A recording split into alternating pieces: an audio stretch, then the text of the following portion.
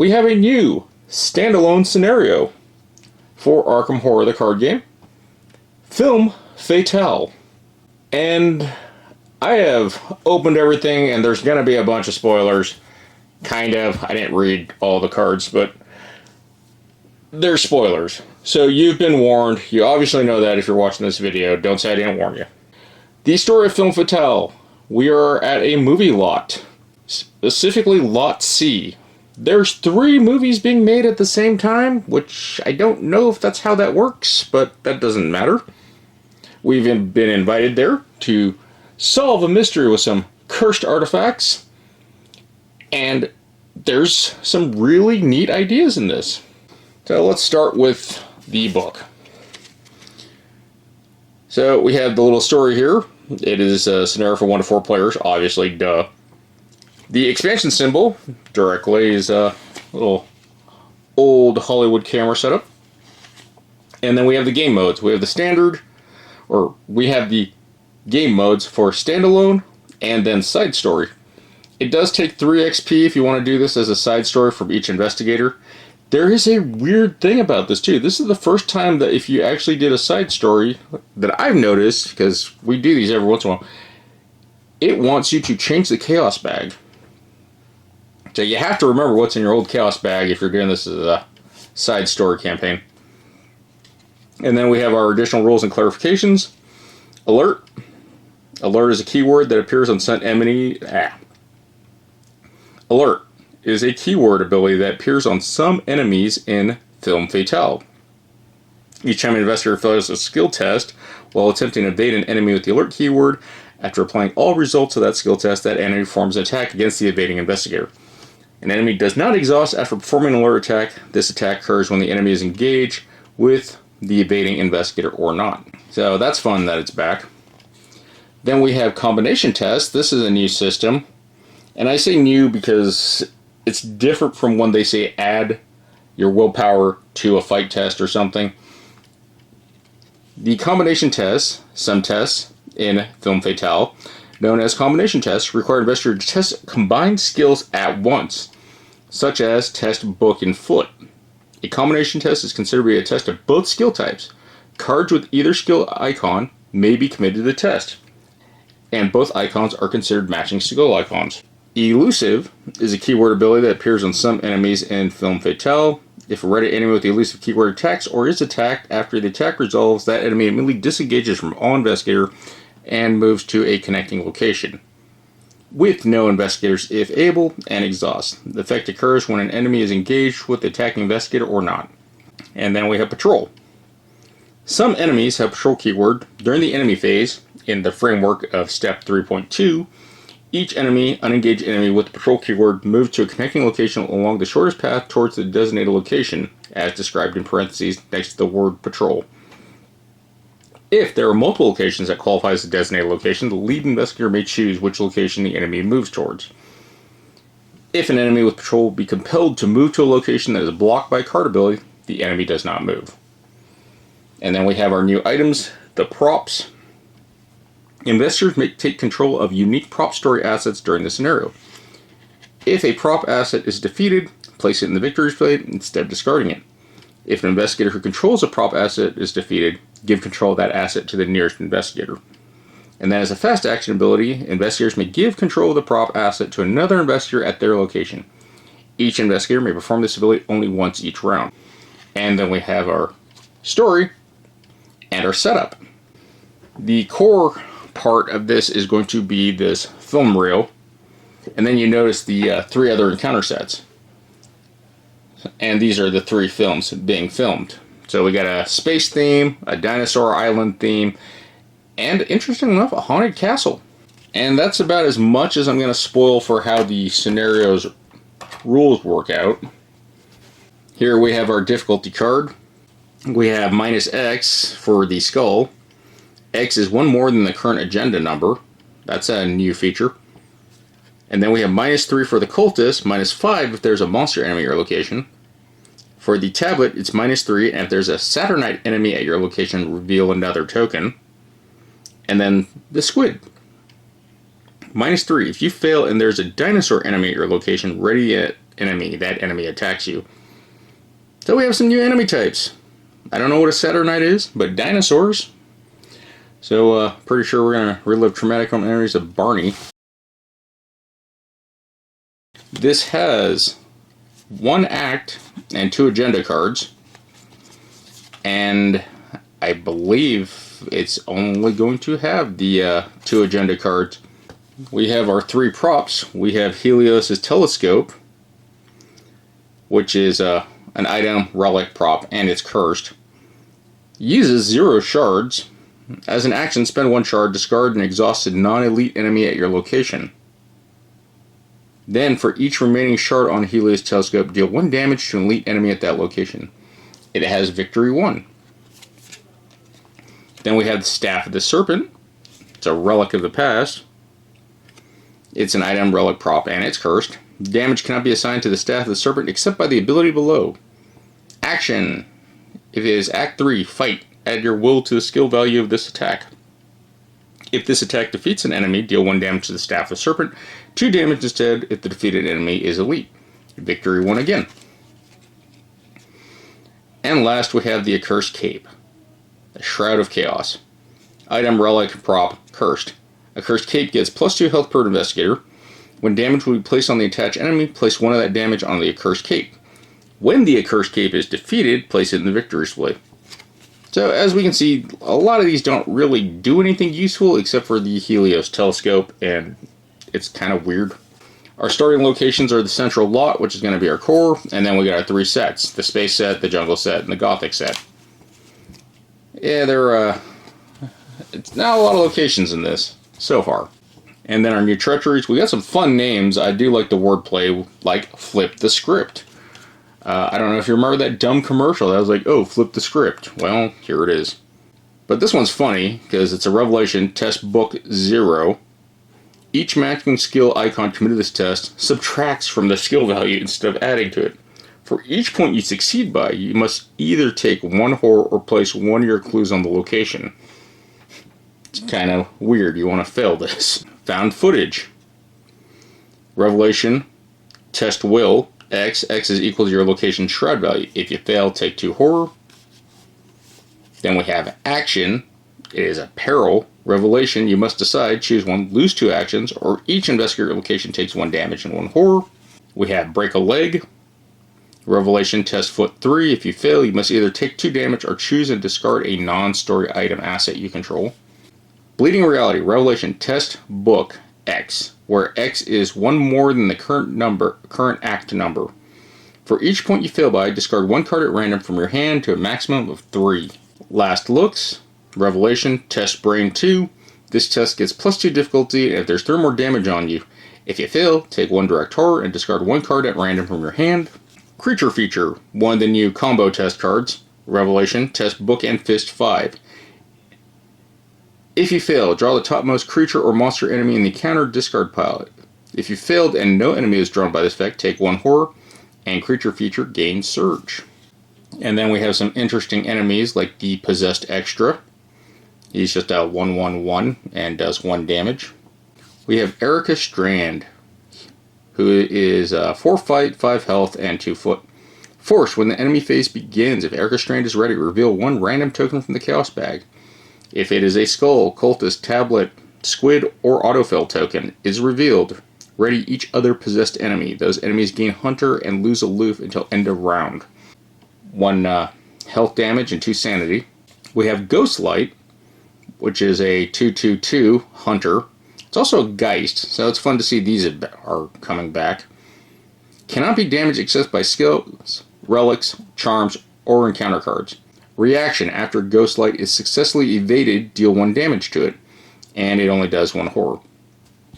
So pretty much like the other ones from Carcosa and I think Circle. We have a new ally, and this is actually the only reward you get in this scenario, which I thought was kind of lame. We have Andre Patel. He costs 3, he pitches for a book, a foot, and a wild. He is an ally and a performer, and you get +1 foot. Reaction, after you succeed a skill test, which 2 or more cards were committed, exhaust Andre Patel. Immediately take an action as if it were your turn. This action does not count toward the number of actions you can take each turn. 2 health, 2 will. Seems kind of like he was for a rogue. I don't really know if I like this ally's ability. And then we have our 3 side acts. So we have the Cosmic Journey, which is the space stuff. And we got the locations like Teton Passage, Spiritual Sight Teton, High Ruler Bastion, Toothless Barrens or Tothless Barrens, and Ritual Site of Tothus. I am not sure what this mythology is referring to. I think it's just made up stuff for the game. But if you know what it is, let me know in the comments. We have 2 enemy types with the space set. We have the Saturnite Monarch, 2 fight, 4 health per investigator, 4 foot. He is aloof. Action parlay, test brain 4. If you succeed, place 1 resource from the token pool on Saturnite Monarch. If there are 1 resource per investigator on Saturnite Monarch, add it to the Victory's Blade. Does 2 health and 2 brain damage. And then we have the Saturnite Drudge Militia. They are 3/5/3, elusive retaliate, parlay 3, brain to make a loud noise. For each point you succeed by, deal 1 damage to the Saturnite Drudge Militia. If you succeed by 2 or more, exhaust it. I'm not sure what these guys are supposed to be. They kind of remind me of those like bird things from Labyrinth or Neverending Story. One of those movies. We have a fun new type of location. It's actually in the encounter deck called the Lost Asteroid. It's a 4 shroud and then it gets 1 clue per investigator. Revelation. Disengage each enemy, put Lost Asteroid into play, and move to it. Revelation. Disengage from each enemy, put Lost Asteroid in play, and move to it. Investigators at Lost Asteroid get -1 to all skills during the Mythos phase. And then as an action, test foot 4. If you succeed, move to a revealed location and discard the Lost Asteroid. You may spend 4 resources to automatically succeed. This is kind of funny. It reminds me of the extra dimensional stuff in Dunwich. I'm glad these are coming back. We have our Treachery Celestial Shower. Another combo one of book and foot 6. If you fail, investigate your location, take a combined total of X damage, divided as you choose. X is the number of investigate your location. And then they brought vehicles back. We have a rocket ship, rattling with energy. It is a vehicle. Fast, spend 1 clue per investigator as a group, blast off. Move the rocket ship to a Cosmos location.